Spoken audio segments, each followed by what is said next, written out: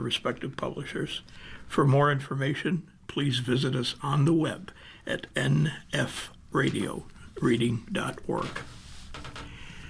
The Niagara Frontier Radio Reading Service now presents a reading of articles and features from USA Today for Thursday, June the 4th, 2026.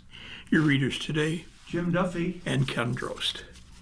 And opening the front section, the news. Trump's endorsement win streak ends in Iowa. Philip M. Bailey and Terry Collins of USA Today co-wrote the following article. President Donald Trump's winning streak in Republican primaries screeched to a halt as his preferred candidate fell to a novice in the Iowa Republican primary for governor. Other headline-grabbing results from the six-state primary date, June 2nd, included Democrats nominating a former wheelchair basketball gold medalist for Senate and a Native American female governor, which would be a first in U.S. history. But the biggest state to hold an election did not answer the questions everybody wanted to know. Will two TV stars turned first-time candidates running as Republicans in California make it to the general election? Now, California is slowly counting the votes in its closely watched gubernatorial contest, with early results showing Republican Steve Hilton and Democrat Xavier Becerra at the top of the heap. The first time I've run for office, over 1 million people and rising voted for me to take this incredible state in a new direction, Hilton told supporters, with a theme of change is coming at his campaign party in Huntington Beach. With roughly half of the votes counted by 2 a.m. Eastern Time on June the 3rd, Hilton, former Fox News commentator, endorsed by Trump, led with about 27%, followed by Becerra, a former Biden administration official, at roughly 26%. Those results remained the same by 9 a.m. Eastern Time. The California dream is alive tonight, Becerra told supporters. Now, Democrat Tom Steyer, a billionaire climate activist who jousted with Becerra in the campaign's final weeks, held steady at about 20%, followed by Republican Chad Bianco with 11%. We're going to wait until every ballot is counted, Steyer said at his campaign party in San Francisco. We're going to give democracy time to work. And in Los Angeles, former The Hills personality Spencer Pratt, another Republican recipient of Trump's blessing, was in second place in the mayoral race. But, like the governor's contest, the race too close to call. In New Jersey, Democrats had a 4-person primary to decide who best to take on Republican Representative Tom Keene, who hasn't been seen on Capitol Hill since early March. So here are the major takeaways from the June 2nd battles across the country. Only the top 2 vote-getters in the Golden State's nonpartisan jungle primary advanced to the general election this fall. And early on during the governor's race, Democrats were worried about being shut out. Early polling showed Hilton and fellow Republican Chad Bianco leading the pack, with the state's liberal majority split among a large crop of Democratic contenders to succeed Governor Gavin Newsom, who is term limited. But that changed in the final stretch of the campaign, as Becerra emerged as the leader in the polls after former Representative Eric Swalwell departed from the race in April because of allegations of sexual assault and misconduct, which he denies. Becerra looks very likely to finish in the top 2. And while Steyer may not, there's a possibility he could break through and lock out the Republicans, as some political observers suggest. Now, that's because many uncertain Democratic voters waited to cast their ballots until Election Day rather than mail in their vote early, which could create a red mirage where a GOP candidate takes an early lead that subsides as later ballots arrive. But David McEwen, a political science professor at Sonoma State, says Hilton has the staying power to advance to November's election, likely leaving Steyer on the sidelines. There were 7 main Democratic candidates in a very blue state, with 2 GOP candidates still in contention, McEwen said, suggesting that low-polling candidates who remain in the primary hurt Steyer's chances by splitting the vote. It's simple math. GOP voters don't flee. Now, LA's base avoids embarrassment. Incumbent Democratic Los Angeles Mayor Karen Bass is going to advance to the November general election, most likely against Republican Spencer Pratt, a reality TV star who was in second place with 29% of the votes, with just over half of the vote counted.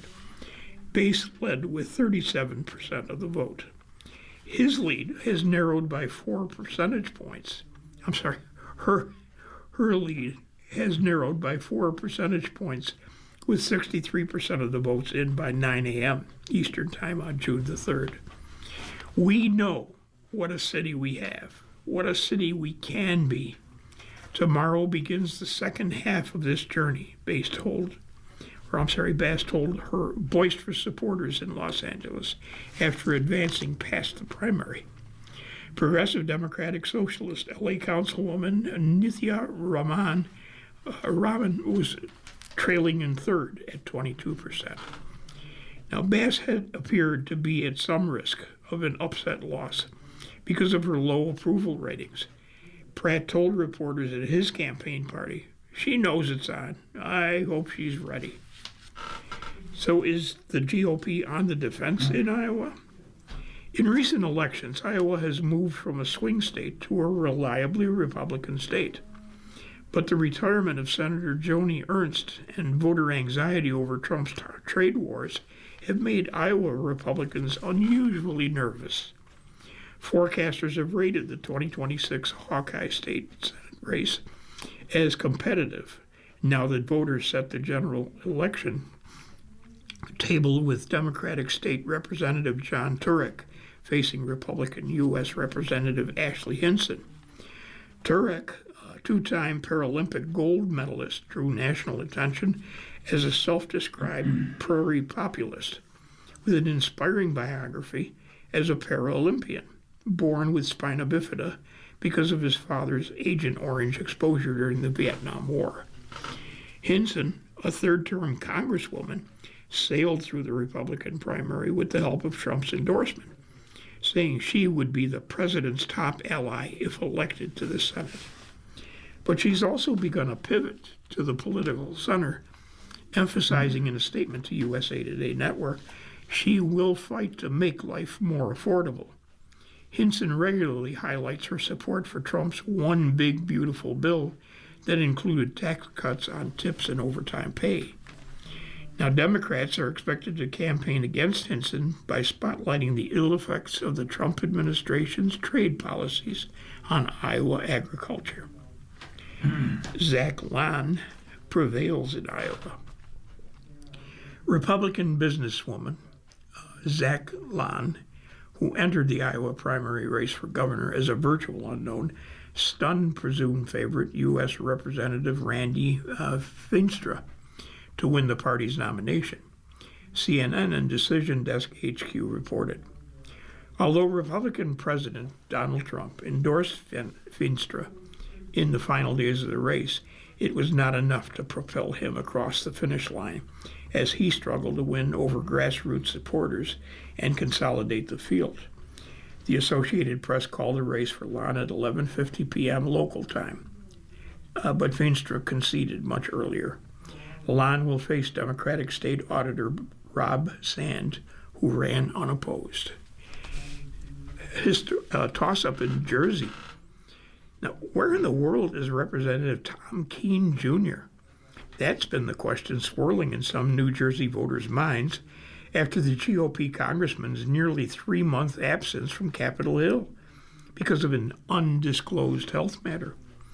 I will transition from virtual work to in-person work within a matter of weeks, Keene said in a statement June 2nd. Trump said in a social media post that Keene, who's age 57, has missed more than 100 votes, is working tirelessly for New Jersey. Democrat Rebecca Bennett, 39, retired Navy helicopter pilot, came out on top in the four-way primary to challenge Keene, son of a former New Jersey Governor Tom Keene Sr., last November. The Garden State's 7th Congressional District, nestled along the northwestern Delaware River border with Pennsylvania, is one of the crucial toss-up contests in the 2026 midterms. And finally, historic showdown in New Mexico. Former Interior Secretary Deb Haaland sailed to the Democratic nomination for New Mexico governor, setting up what could be a history-making election this fall. The former Congresswoman, 65, would be the first Native American woman to lead a state if she prevails over Rio Rancho Mayor Greg Hull in November. She has already broken barriers as the first Native American woman elected to Congress in 2018 and the first Indigenous member of the cabinet. Haaland started running almost immediately after leaving the Biden administration in 2025, leaning on her fundraising network and a progressive resume. She pledged at the outset to take on the state's significant problems around crime, addiction, and education. A Wallet Hub study last year showed New Mexico ranked last nationwide in math and reading test scores. Haaland and Trump are likely to tussle over Trump, but also their policy differences on what to do with a boom in tax revenue, thanks largely to surging oil prices caused by the war with Iran. New Mexico is the country's second largest oil-producing state after Texas, and state officials estimated earlier this year the war would inject an additional $850 million into its tax revenue before the budget year ends in June, according to the Associated Press. Alabama can keep disputed vote map. Lines favor the GOP in the cut majority black district. From Maureen Gropp of USA Today. The state Supreme Court has ruled that Alabama may use a congressional map that had been determined to have intentionally discriminated against black voters. The conservative court's latest redistricting decision that benefits Republican efforts to hold on to a narrow U.S. House majority in the midterm elections. The decision, June the 2nd, reinforces how difficult, if not impossible, it will be for racial minorities to challenge election maps after the High Court significantly weakened the Voting Rights Act in April. In an unsigned opinion that was opposed by the court's 3 liberal justices, the majority paused a lower court's ruling that had blocked Alabama from using a disputed map. The map, passed by the GOP-controlled legislature in 2023, has only one district with a significant black population, instead of the 2 districts that were included in a map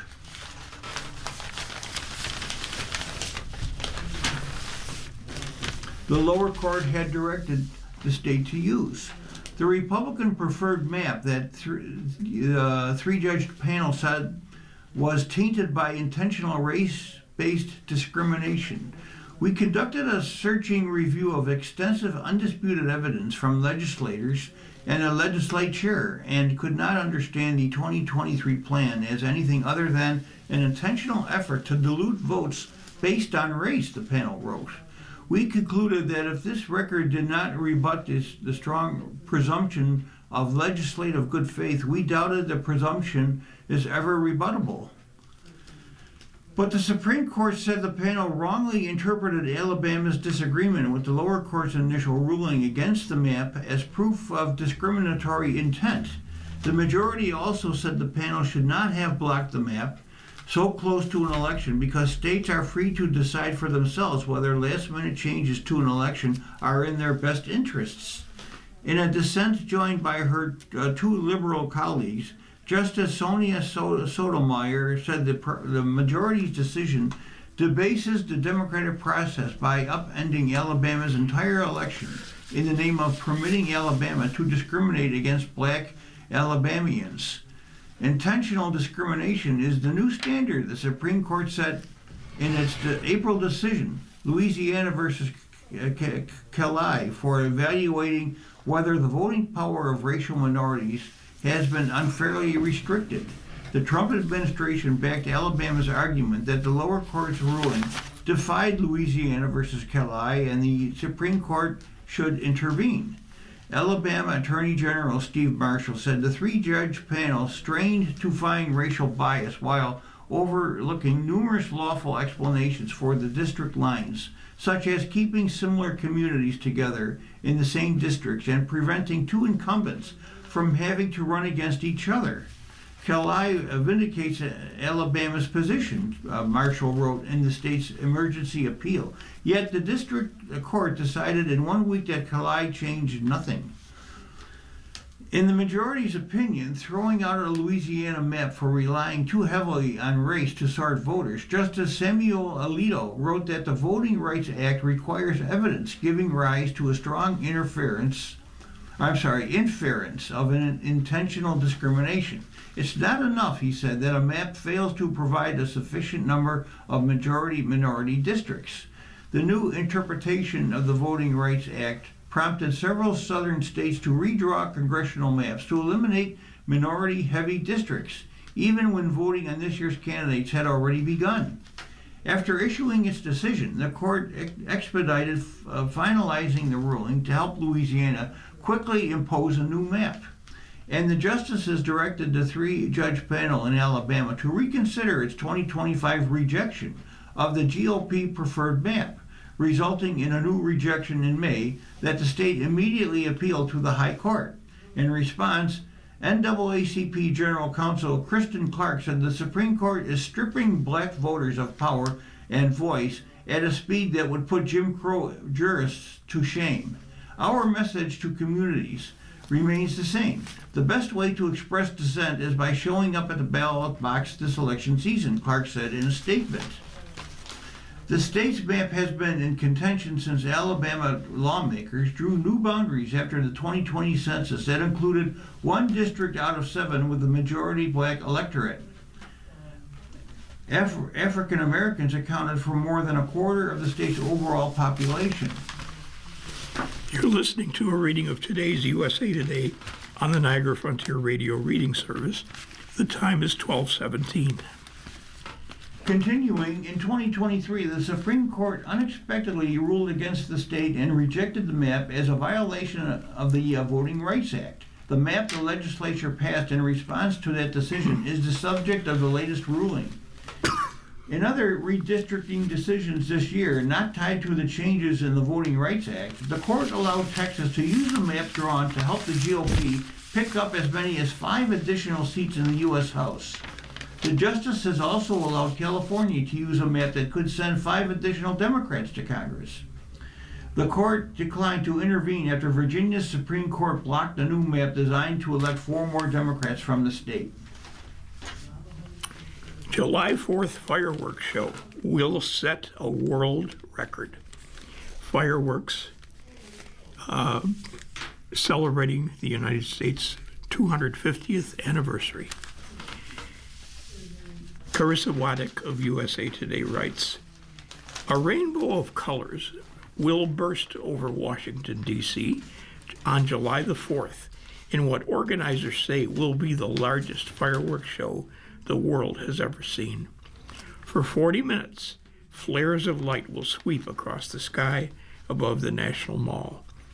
The explosives will launch from 10 locations, including 8 barges in the Potomac River and several spots in West Potomac Park.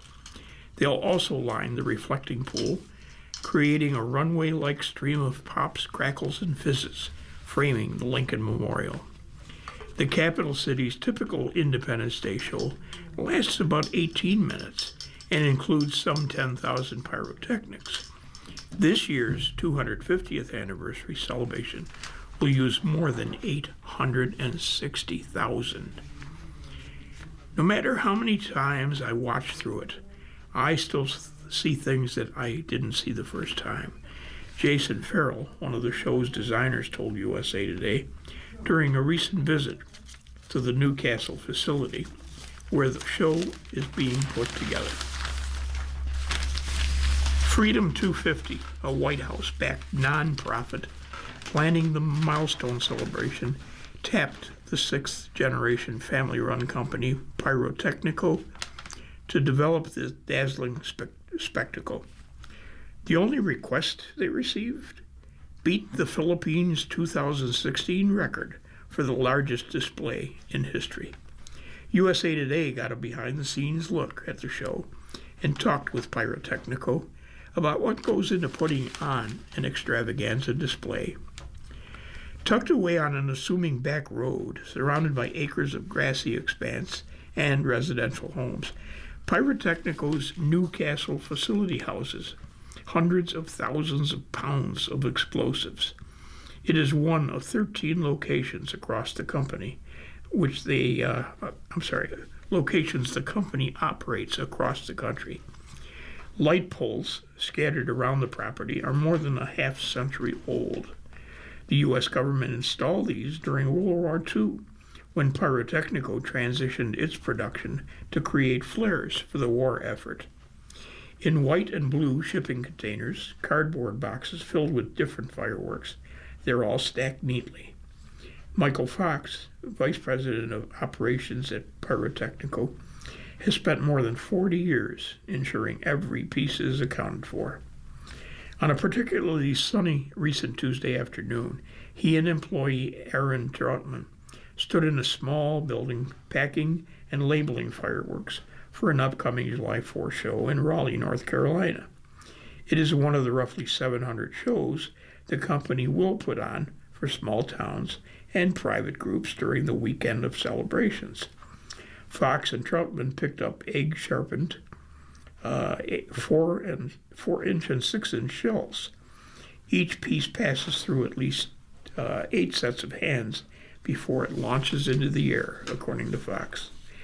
The duo placed labels on each piece with information about its exact location in the show. Eventually, they'll all get hooked up to igniters and computer wires. Controllers will be able to set them off with the push of a button. Once one show is packed and ready, they begin the next. Soon they're going to start the same process to package and load Washington's fireworks show into semi-trucks. To get a minute, it's hours, Fox said. For Farrell, the first wow moment creating the July 4th show came just a few weeks into the planning when his laptop unexpectedly crashed. He'd used the machine to design displays for the Super Bowl, Formula One, Las Vegas Grand Prix, and New Year's Eve, among other major events. But this time, it couldn't handle what he had in mind. This opens any other show we've ever done. And it will not open this show, Farrell said with a laugh. That was about 6 months ago.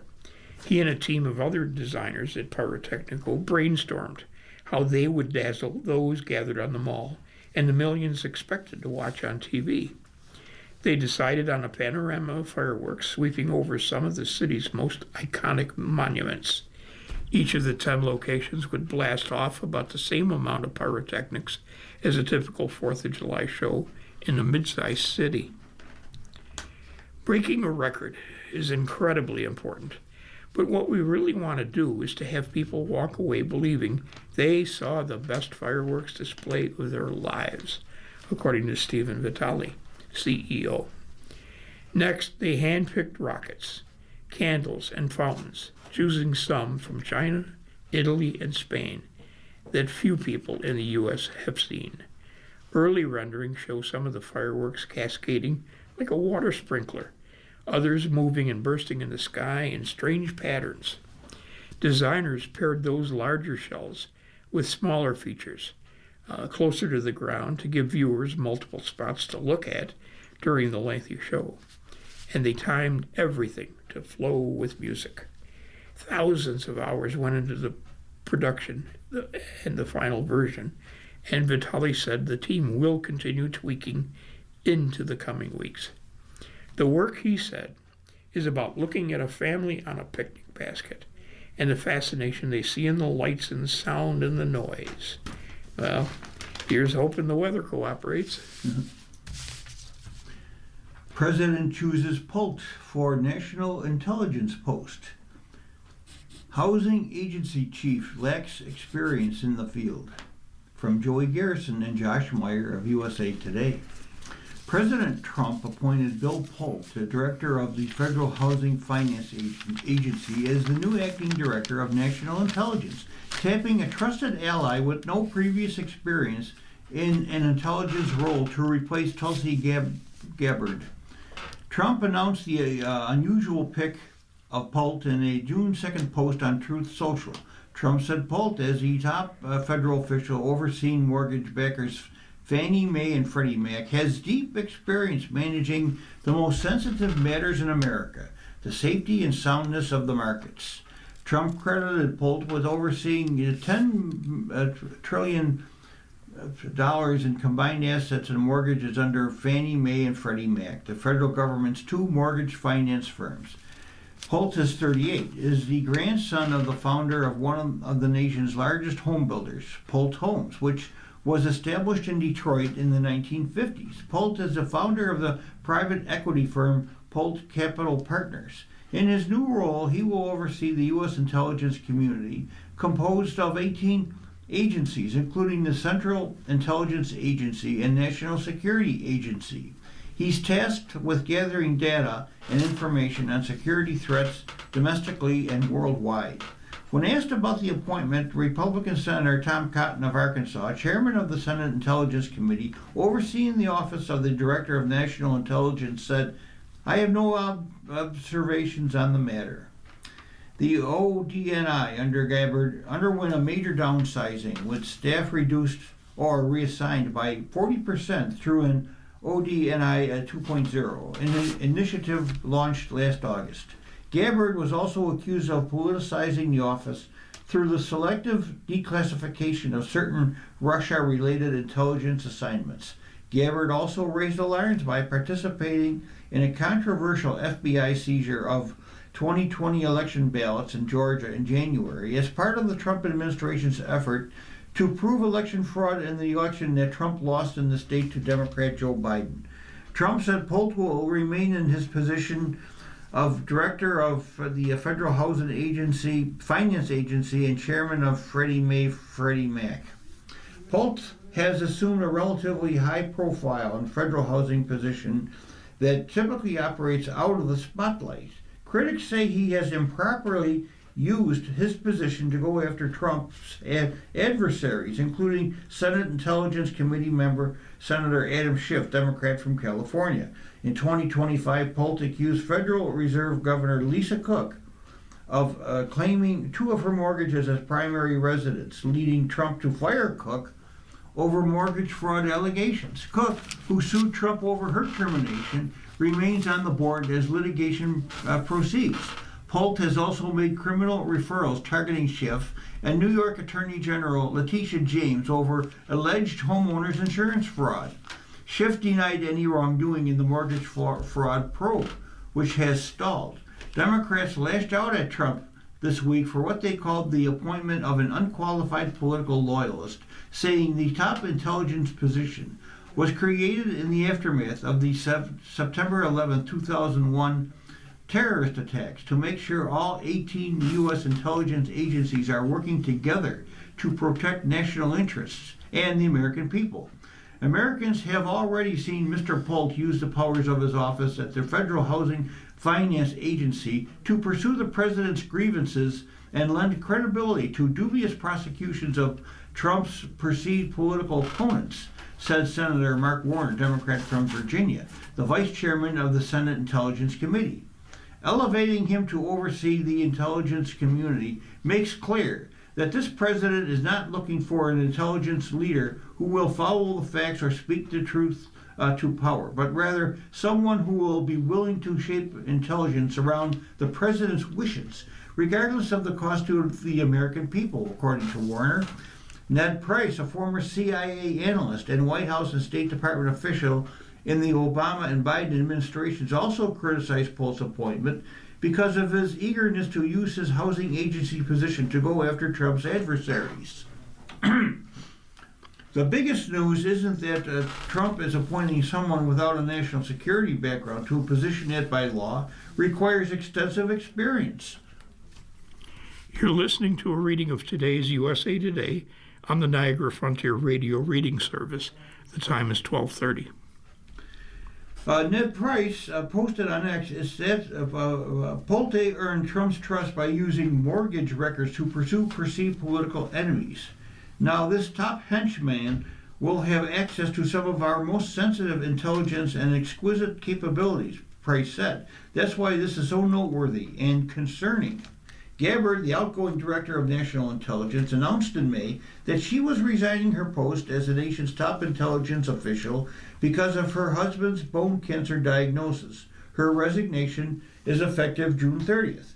Serving as an acting director rather than being nominated to the full-time position, Polte will not require Senate confirmation.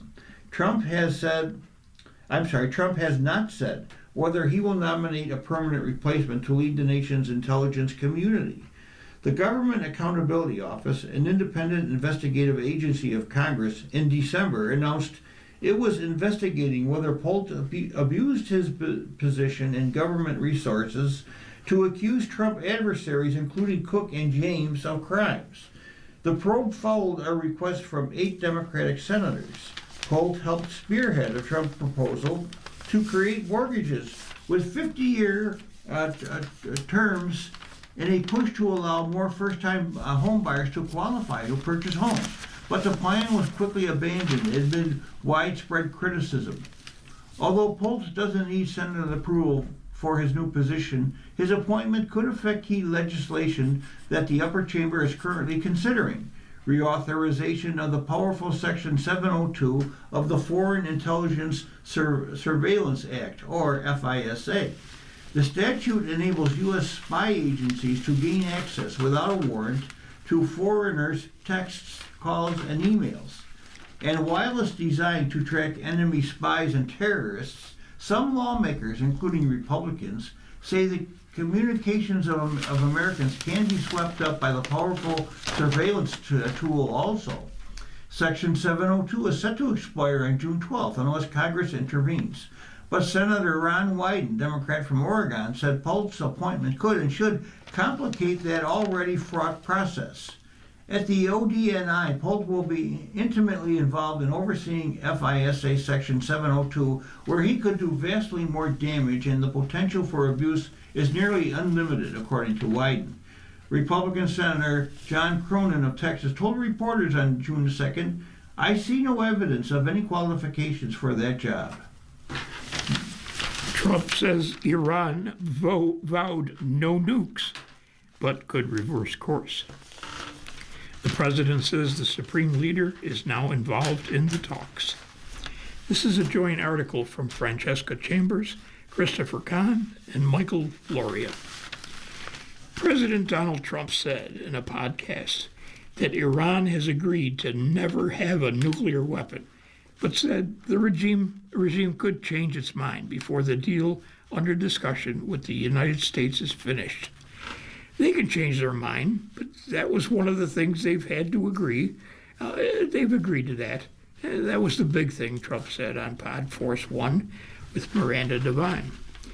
Israeli Prime Minister Benjamin Netanyahu has defied pressure from Trump to cease hostilities in Lebanon, particularly in Beirut suburbs, which the Israeli leader has threatened to bomb in its conflict with the Iran-backed militant group Hezbollah. Secretary of State Marco Rubio told the House Foreign Affairs Committee on June the 3rd that regime changes in Iran was not Trump's military objective, although the U.S. would welcome new leadership. We would love to see a change in Iran, but that they be governed by people. But that was not the goal of our mission, Rubio said in his testimony. The administration's aim was to destroy Iran's ability to threaten the region with an overwhelming number of missiles and drones, Rubio said. He argued that such a scenario would essentially have made Iran immune from external pressures to curb its nuclear ambitions. Trump has argued there has been a regime change in Iran because its former supreme leader, Ali Khamenei, and dozens of intelligence and military commanders have been killed in U.S. and Israeli airstrikes. But experts and opponents of the war have noted that the regime itself has not changed. Khamenei was replaced by his son, Mojtaba Khamenei. Now, Trump said that Mojtaba Khamenei is involved in peace negotiations and that he hopes to meet with the head of the Islamic Republic as talks progress. Oh, he's involved, absolutely, Trump said on the podcast. He added, I'd like to meet him. I'd love to meet everybody. I would like to meet him, and we probably will meet at some point, depending on how it all works out. The Supreme Leader has not been seen publicly since the airstrikes that started the war on February 28. Trump had said earlier that the younger Khamenei was an unacceptable choice to run Iran. On June the 2nd, Rubio said the Supreme Leader is increasingly engaging at some level, although all of his communications have been in writing and through intermediaries. Rubio told lawmakers June 2nd that negotiations were progressing after reports Tehran was suspending indirect talks with the U.S. over the Israeli military campaign in Lebanon.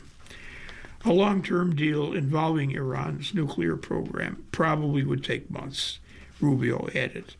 He said the United States would lift its blockade on the Strait of Hormuz when Iran stopped interfering with tankers passing through the crucial trade zone. And finally, meanwhile, tensions heated up June 3rd after Iran attacked Kuwait and Bahrain for the latest U.S. strikes against the Islamic Republic. An Iranian attack damaged Kuwait's main airport, killing 1 and injuring at least 60, according to Kuwaiti authorities. American forces successfully defeated an Iranian missile and drone attacks targeting Kuwait, Bahrain, and civilian vessels in the Strait of Hormuz. None of the missiles launched at U.S. bases in the region ever hit their targets. Pelley says 60 Minutes tried to force bias on his stories. The fired correspondent sees murder of the CBS program. From Taewan Moorman of USA Today. Longtime 60 Minutes correspondent Scott Pelley is speaking out and saying farewell after he was suddenly fired from the flagship program. Pelley shared a lengthy and eye-opening statement on an Instagram account early on June 3rd, which was reshared by the verified pages of his former colleagues.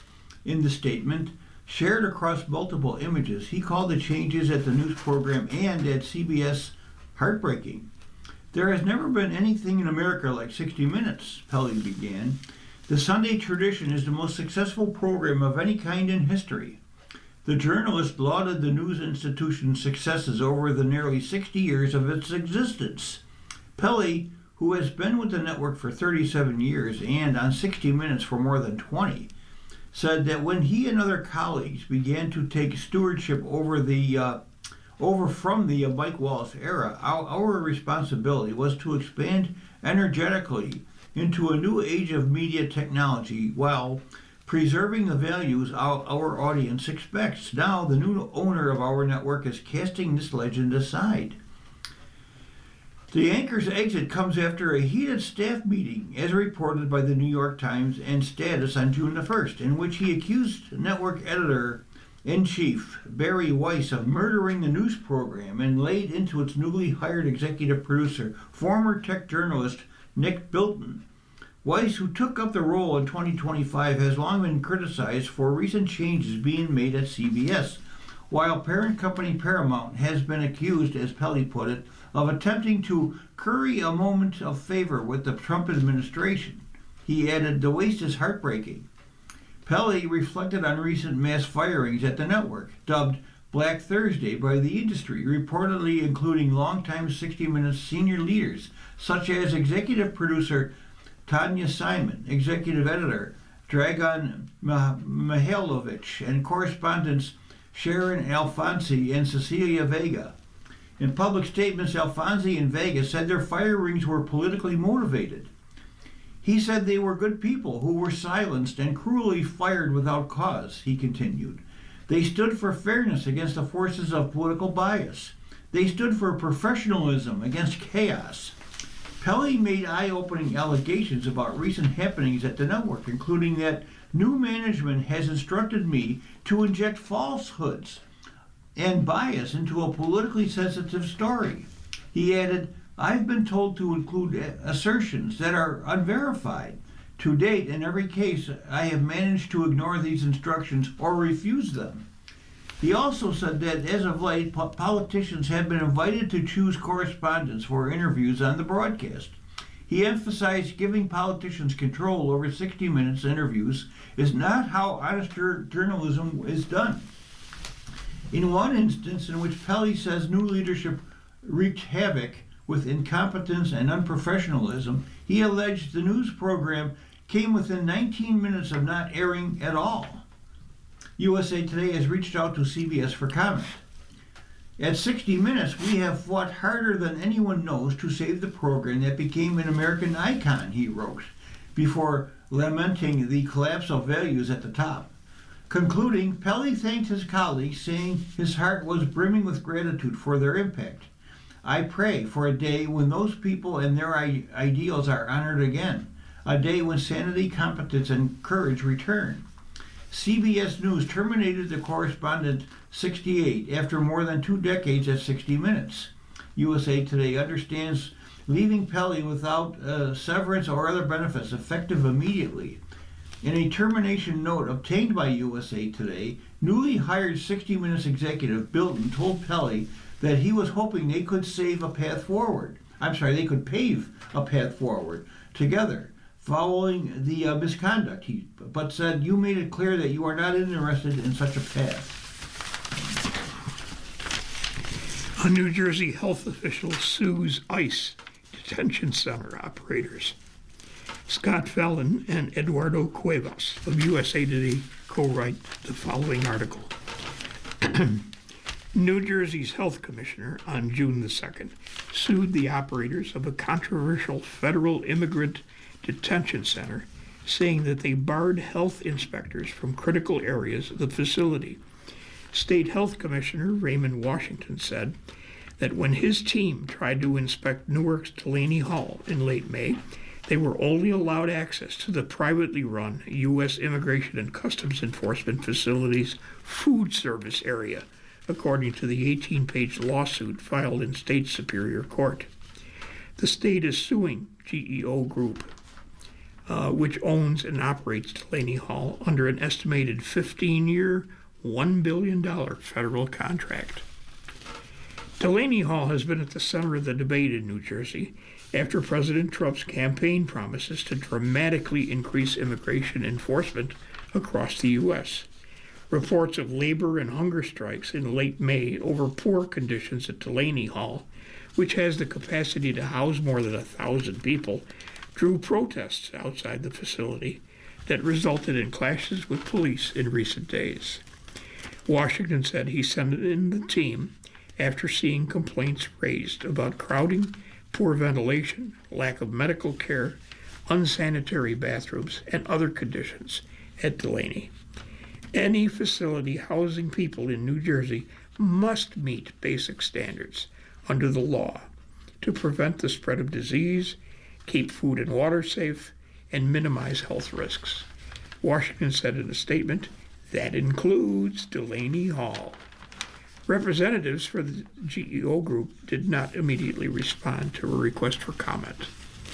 In a statement, the Department of Homeland Security, which includes ICE, called the lawsuit frivolous. ICE is committed to transparency, and Delaney Hall complies with all required state and local laws. The Department of Justice, which represents the federal government, declined to comment on the litigation.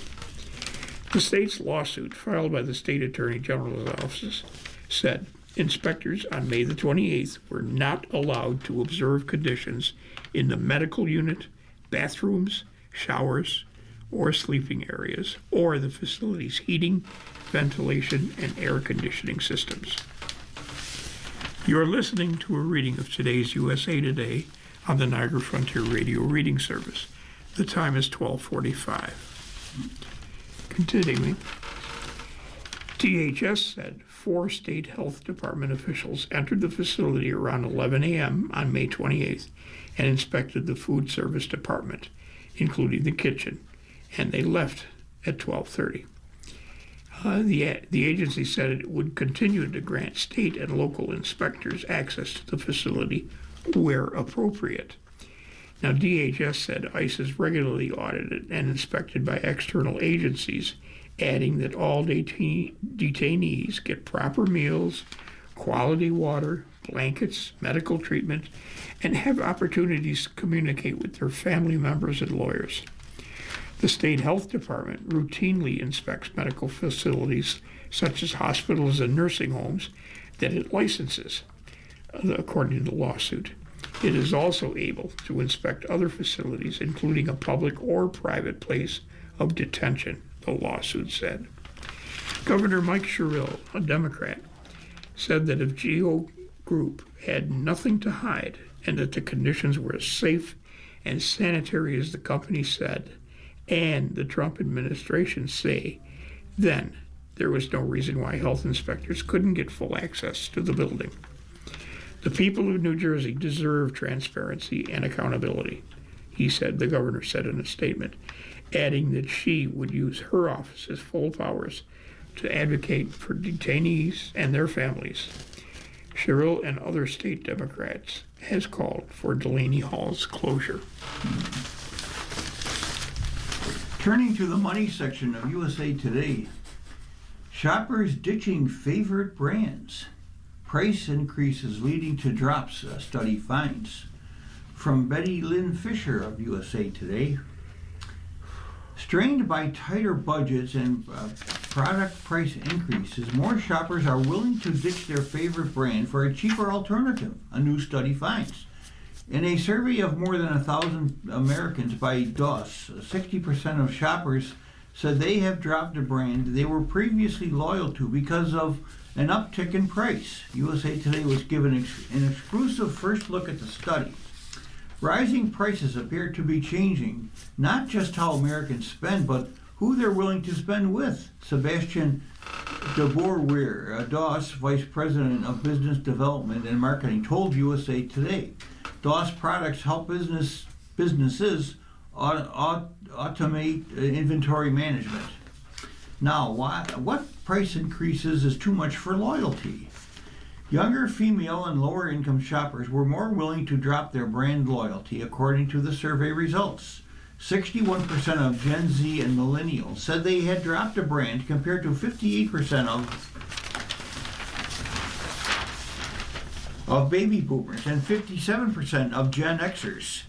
Women, 62%, were more likely than men, 56%, to switch brands, while 62% of those earning less than $25,000 said they'd dropped a brand compared to 52% of those earning $100,000 or more.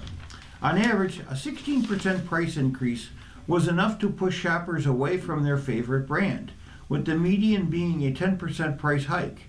Baby boomers said they would switch to a cheaper brand because of a 12% increase, while Gen Z and millennials said it would take a 17% price increase for them to switch.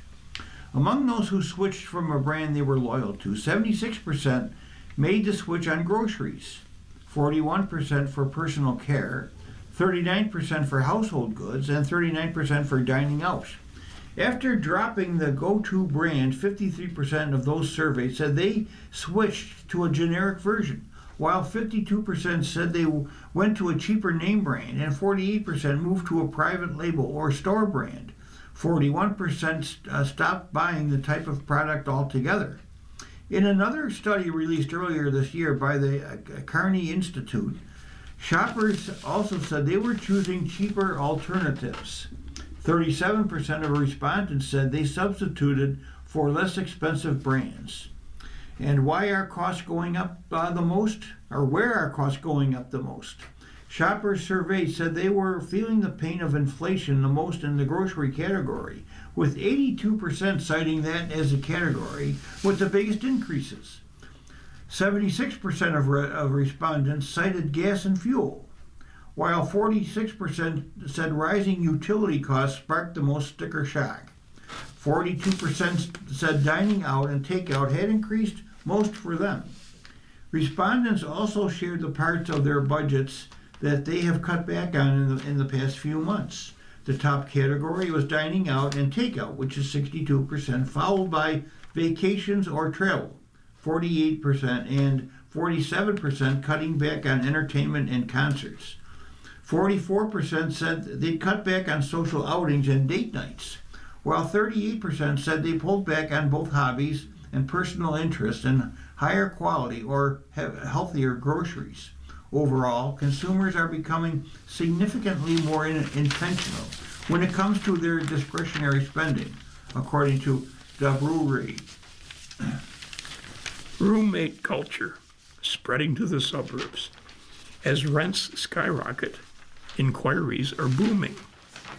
Andrea Requier of USA Today staff writes, from Bert and Ernie to Will and Grace, roommate situations in cities are so familiar, they've become ingrained in American pop culture. But now the housing affordability crisis is expanding roommate life far beyond the big cities, where many Americans start their young adult lives. An analysis from Spare Room, an online roommate search tool, shows that small cities are seeing more than double the number of users searching for roommates as in past years. Such inquiries are also booming in suburban areas and the commuter communities around bigger metros. Sharing is the most affordable way to rent. And yet, even roommates are migrating away from pricier cities and downtown areas in a bid to reduce living costs. The company said in a release accompanying the analysis, which looked at more than 16 million roommate searches in 2025 compared to the year before.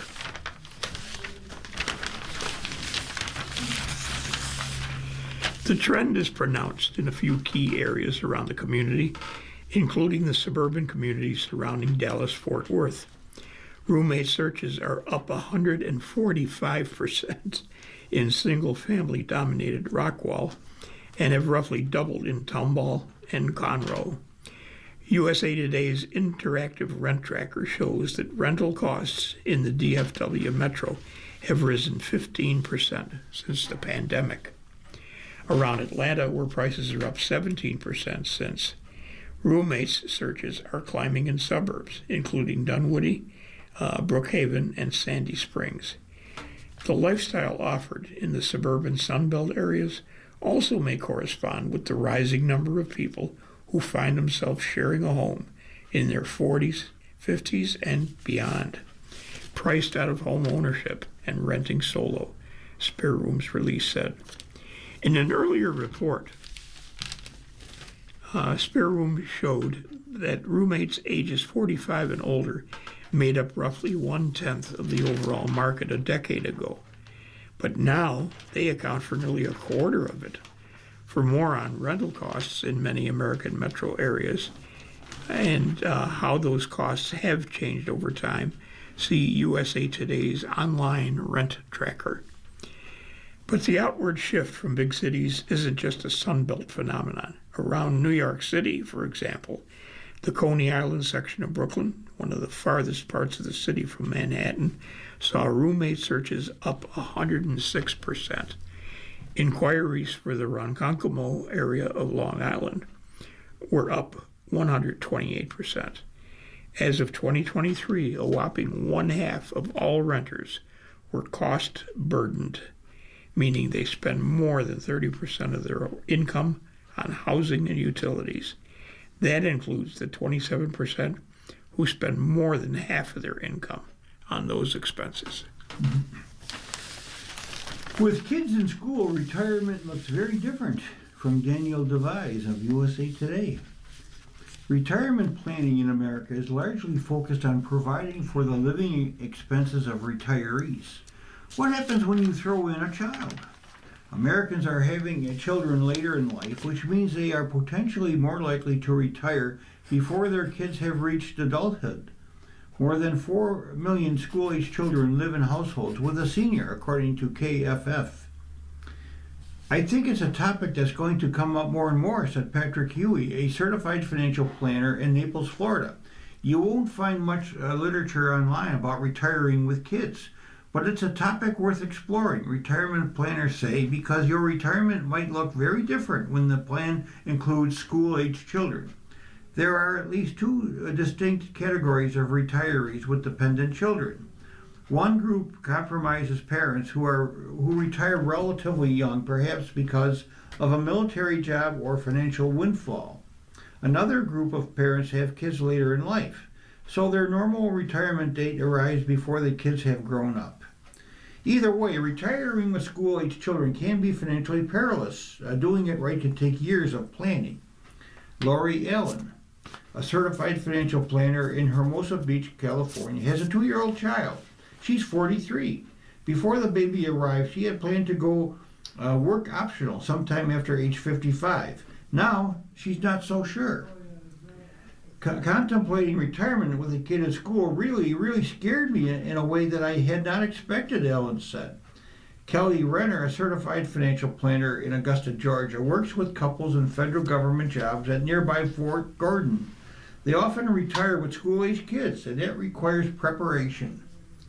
The people I'm talking to, they started planning in their 20s. They're on track to retire in their 40s, and if they had kids, that's part of their plan, she said. Renner's typical clients have fully funded 529 college saving plans to cover their children's higher education expenses. They max out contributions to thrift savings plans, a government version of a 401k. They often have income from rental properties. All of that is to prepare them for a retirement that could last 40 or 50 years, including their children's college years. It doesn't matter how small the kids are, Ranner said. It's how much ever they're going to cost. If you think you might retire before your children reach adulthood, here are 5 questions to ask now. How will you pay for college? How will you pay for health insurance? When will you claim Social Security? Will you spend retirement savings on your kids? And have you consulted a financial planner? You're listening to a reading of articles from USA Today for Thursday, June the 4th, 2026, on the Niagara Frontier Radio Reading Service. We will return for more readings after the short break. Your readers today, Jim Duffy and Ken Drost. If you're listening to this publication online, you're probably using our website, a podcast player like Spotify or iTunes, a streaming service like Siro, or a smart speaker. Did you know that we now have a dedicated app that can be downloaded to any mobile device, like a smartphone or tablet, for free? App users can conveniently access our live stream and any episode of our podcast easier than ever. To download the app, just type NFRRS in the search window in the Apple App Store or in the Google Play Store. Contact us anytime if you have any questions by calling 716-821-5555, extension 5. Thank you.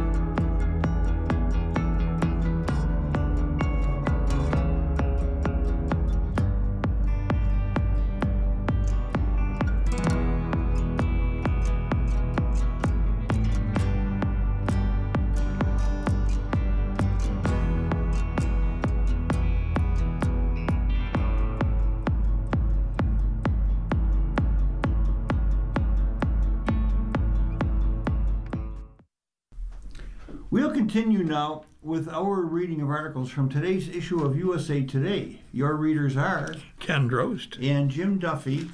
And turning to our sports page, Spurs are a cure for those sick of New York City bravado. This is from Nancy Armour, a columnist for USA Today. The NBA Finals hadn't even begun, and already the fixation with the New York Knicks is exhausting. Did you know this is their first trip to the Finals since 1999? Did you know they haven't lost in more than a month? Did you know they have the most famous fans in the world? Did you know tickets to games at Madison Square Garden cost more than a car? Stop! Fortunately for folks who are not Knicks fans, which is pretty much the rest of the country, New York's opponents in these finals are the San Antonio Spurs, who might just be the most down-to-earth team in the NBA. They're small market and worth about half what the Knicks are. Their nickname does not bring instant recognition. Their arena does not have name recognition in their own state, let alone the whole world. Their most famous fans are nuns, not celebrities. And while Victor Wembanyama is the undisputed future of the NBA, he's an unassuming superstar. Instead of hanging out with Kardashians, Wemby spent last offseason with monks. While not an actual alien, he is interested in outer space and can talk at length about it. He's responsible for an uptick in reading in San Antonio, for goodness sake. The Spurs are what you want in a championship team. The Knicks are what New York wants in a championship team. Every sport has at least one team that everyone else loves to hate. The Dallas Cowboys in the NFL, the New York Yankees in Major League Baseball, Duke in men's basketball. It's usually a byproduct of success, a toxic owner, or an arrogant fan base. In the Knicks case, it's a little bit of everything. Well, maybe not the success part, not lately at least, but the owner and the fan base more than make up for that. Longtime Knicks owner James Dolan is easily the worst owner in the NBA. With Dan Snyder having sold the Washington Commanders, he can make a case for worst owner in all of sports. He's picked fights with superfan Spike Lee and Knicks legend Charles Oakley. He provided cover for Isaiah Thomas after he was the subject of a sexual harassment lawsuit. Dolan treated his WNBA team like something he found on the bottom of his shoe. Dolan has also reportedly used surveillance technology to track those who are critical of him and ban them from Madison Square Garden in retaliation. Even Knicks fans hate the man. As for those fans, they're brash, they're loud, and let's be honest, they're a little arrogant. And that's just Timothy Chalamet. New Yorkers see New York as the center of the universe and don't have much use for anything outside the 5 boroughs. Maybe New Jersey, maybe. That kind of smugness is as annoying as a pebble in a shoe to people who aren't from New York.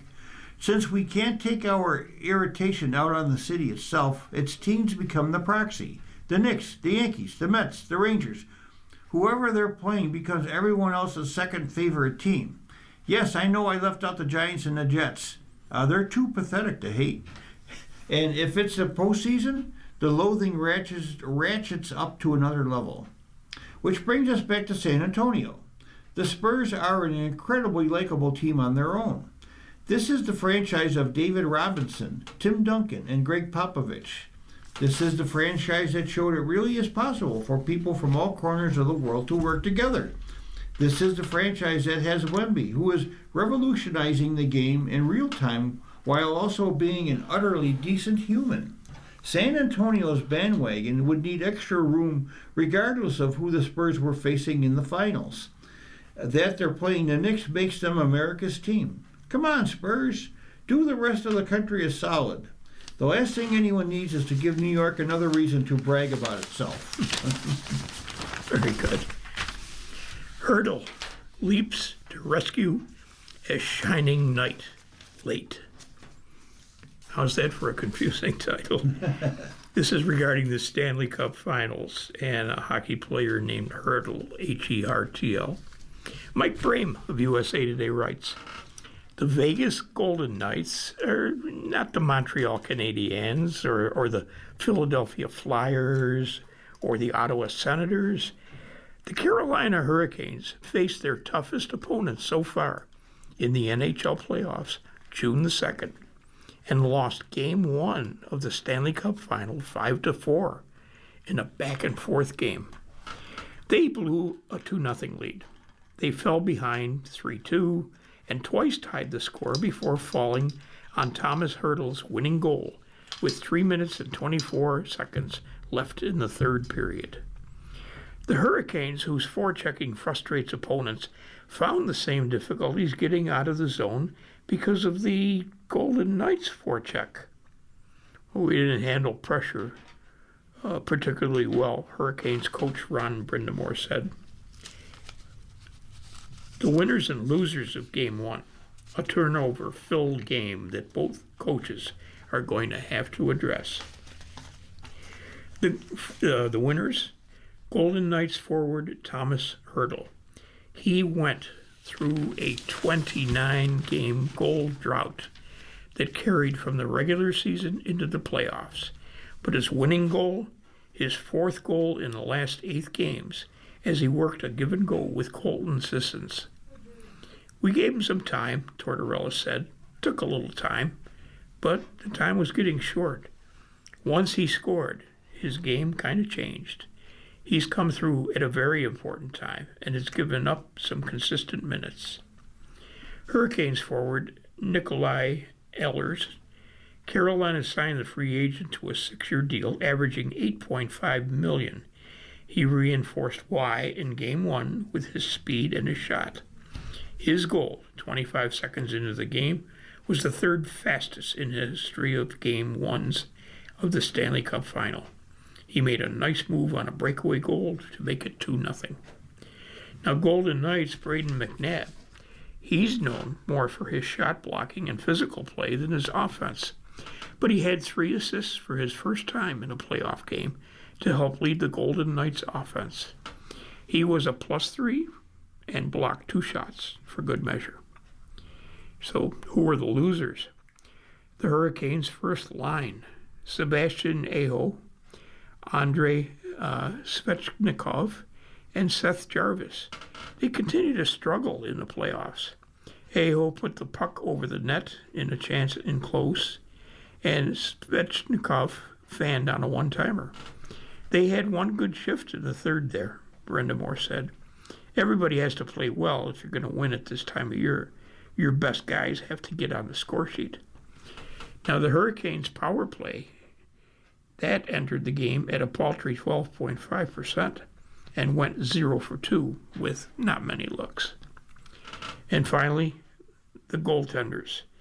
Vegas's Carter Hart and Carolina's Frederik Andersen made, a few good saves, but they weren't their usual selves. Hart had a .852 save percentage, and Andersen was at 0.783. Coming into the games, they were at .94 and .932 respectively. Side gigs. The NBA and WNBA's newest trend? Active players on the other side of the mic. From Danielle Lerner of USA Today. When the NBA Finals begin airing on ESPN this week, Golden State Warriors star Draymond Green will return to Inside the NBA as a guest analyst for Games 3 and 4, resuming a role he helped pioneer. In 2022, Green became the first active NBA player to make an in-season appearance as a television analyst, but he's no longer alone. While athletes in tennis and even the NFL have double-dipped in broadcasting and playing, the trend of active player contributors continues to gain steam in professional basketball. NBA players Kyle Lowry and Tyrese Halliburton joined Prime Video as athlete contributors. On the WNBA side, Kelsey Plum signed on as a player contributor for Prime. Sophie Cunningham is working as a studio analyst for USA Network, and Caitlin Clark made multiple appearances on NBC's studio show for NBA games. I think it's becoming more attractive because it gives players the opportunity to show the other side of their brains and not just a basketball playing side, Lowry said. It's a lot that goes into being a professional athlete, especially a basketball player.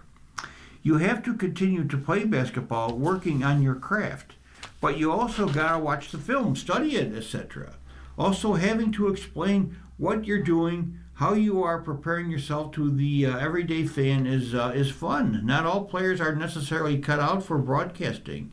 Amina Hussein, Prime Video's head of U.S. Sports on-air talent and development, said she keeps her ear to the streets to figure out which players want to be in media and can bring a unique perspective to the table. Folks that are authentic, that are genuine, that love the sport that they're talking about. And I have a no asshole policy, Hussein said. Just looking for genuinely good people that want to help grow, talk, and enjoy the sport and bring a different perspective. Previous broadcast experience is not a requirement, though it is a bonus.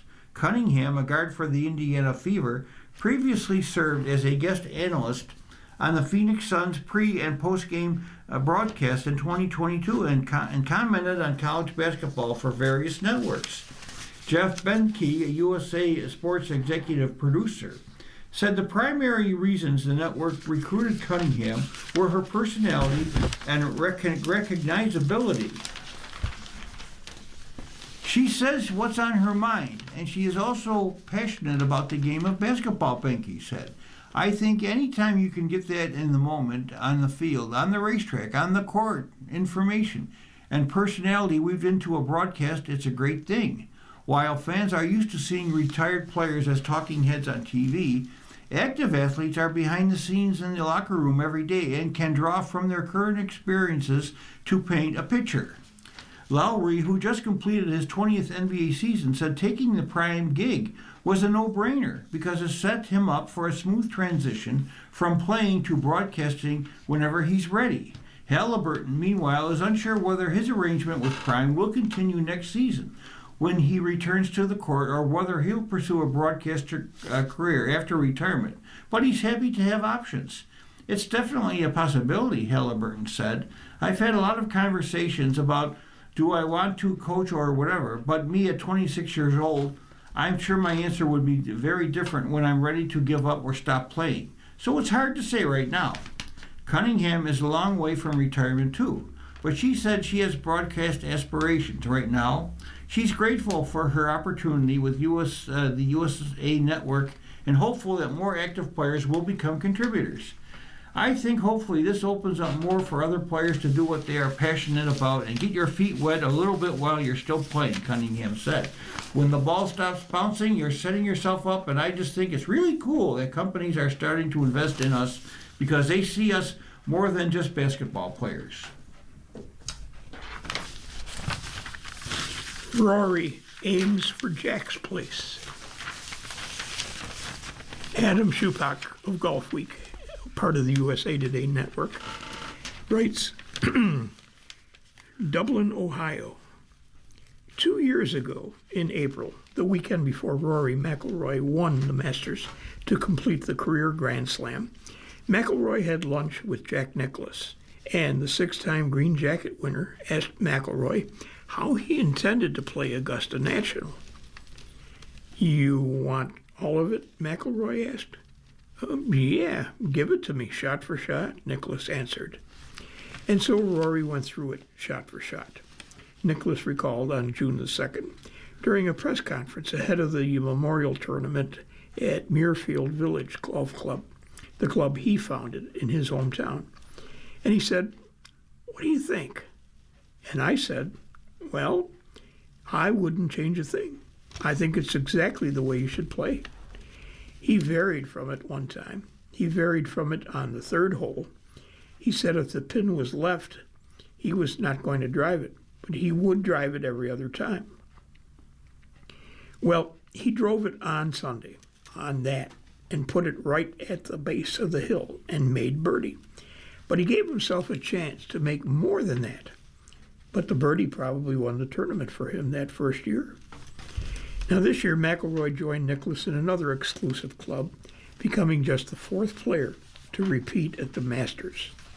So once again, some advice from the Golden Bear came in handy after they bumped into each other on the practice tee on Thursday morning, just before Nicklaus hit the ceremonial opening tee shot as one of the 3 honorary starters to kick off the 90th Masters.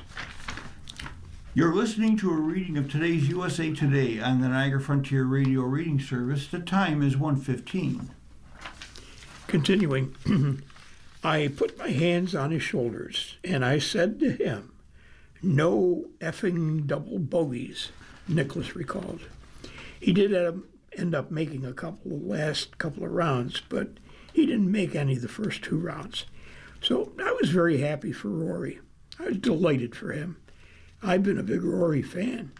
Now he's only got one thing left on his resume that he really needs to have, and that's to win here. So you tell him that he's got to do that.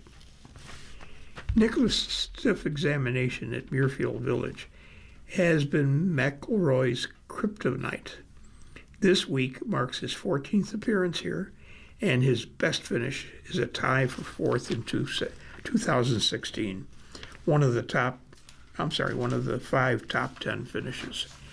But his 13 previous starts, the most starts in an event without a win in his PGA Tour career. So why hasn't McIlroy won at Jack's Place?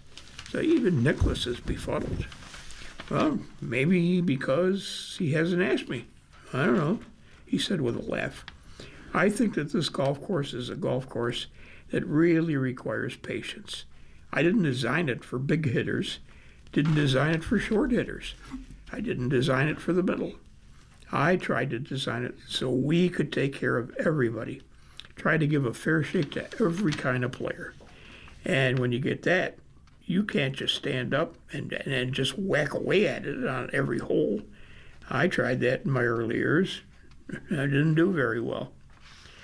McIlroy's failure to win the Memorial isn't for a lack of birdies or good driving of the ball. For being such a long golf course, I feel like it takes driver out of my hand a lot, which, I pride myself on that being one of my biggest weapons, McIlroy said. The fairways pinch and right around the spots where I would be finishing driver, so it frustrated me in a way that I feel like my biggest weapon is in some way neutralized here. So nevertheless, in the ShotLink era, McIlroy has averaged gaining plus 0.70 strokes off the tee, the 3rd highest average at the Memorial Tournament since 2003, minimum 20 rounds played. And he's averaged 4.27 birdies per round, the 5th highest of any player at this event since 2003. Last year, McIlroy skipped the Memorial, but he's back this week to try to check one of the few remaining boxes on his to-do list before his career is done. I haven't quite figured it out yet. It's frustrated me over my career, McIlroy said. I would say here and Tiger's event at Riviera, they're the 2 that I would love to win. I've been lucky enough to win at Bay Hill, but not while Arnold was alive. So I always thought it would be cool to win here and take that little walk up the hill off the 18th green and shake Jack's hand. Nicklaus created a memorial in the mold of the Masters, so perhaps all McIlroy needs to do is to follow Jack's advice from earlier this year. Play with a little more discipline and avoid the double bogeys. Hopefully, this is the week that I put it all together, McIlroy said. Riviera, a golf magnet for Wee West. From Beth Ann Nichols of Golf Week and the USA Today Network. At the end of the Jerry West the Logo documentary, as the credits are rolling, McKenna West climbs into her grandfather's lap for a hug and a peck on the forehead. A tormented childhood made it difficult for the Lakers legend to say the words, "I love you," to those who filled his heart. But he did so with McKenna. As Johnny West made the steep climb from the driving range to the first tee at Riviera Country Club on the afternoon of May 31st, He reflected on what made his legendary father open up about an illustrious and complicated, often lonely life. The 2-hour documentary, which was released in April and is now streaming on Amazon Prime, began filming West on the eve of his 85th birthday. He died not long after, on June 12, 2024. He was in a different point of his life where he was more reflective, said Johnny, who works as director of pro personnel for the Golden State Warriors. And I think a lot of that naturally started when McKenna was born. I think there was a big change in him and how he viewed everything. Michelle Wie West's encore performance in the 81st U.S. Women's Open boils down to one thing: family. If I wasn't here, I wouldn't be playing, said Wie West of Riviera Country Club.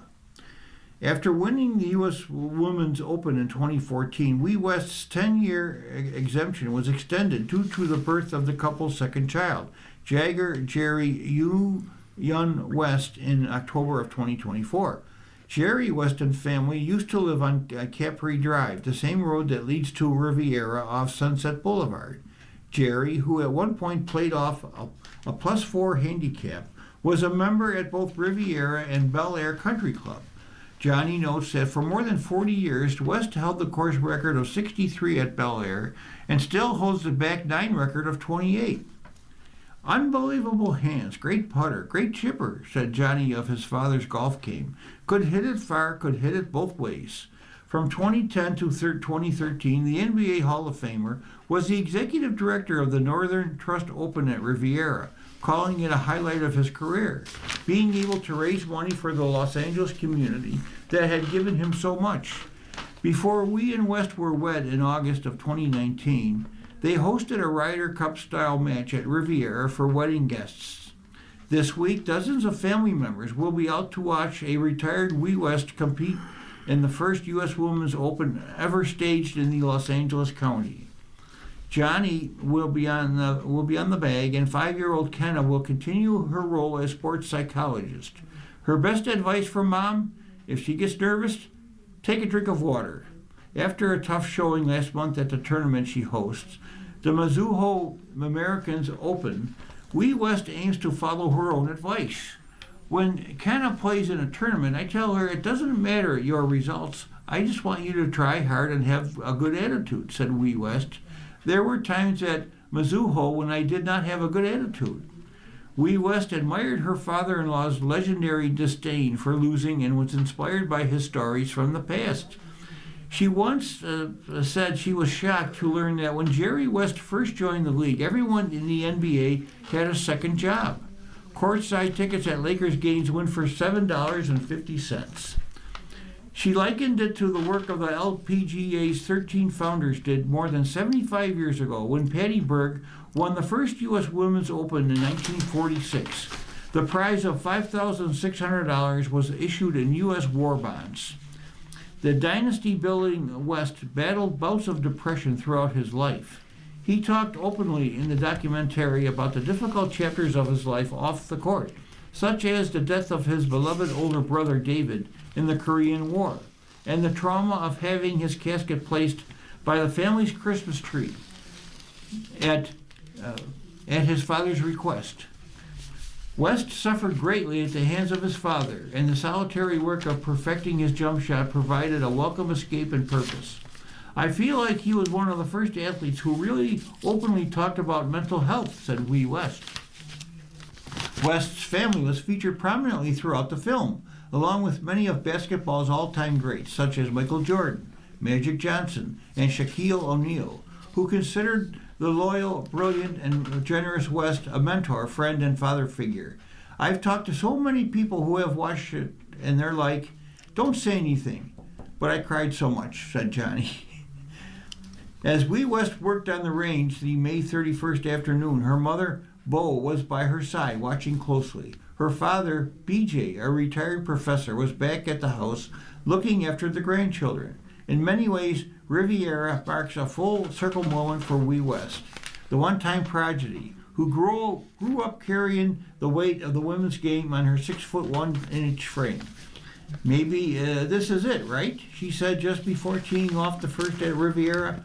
one last hurrah for the family. Muhammad Ali's message on compassion hits home.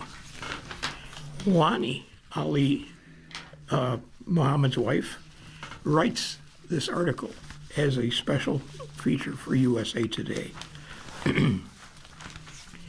The world knew Muhammad Ali as the greatest, but those who were close to my husband understood his true greatness had very little to do with titles, fame, or boxing. It came from the way he treated people. As we mark the 10th anniversary of Muhammad's passing on June 3rd, calls to hear his voice of kindness and compassion are reverberating. Muhammad believed every person mattered.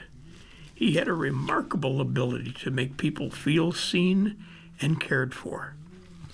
Now today, while we may feel more connected through technology, we are becoming more disconnected as human beings. We can reach each other instantly, and yet loneliness, division, and distrust continue to grow. Too many people are struggling with isolation, anxiety, and a sense that genuine human connection is slipping away.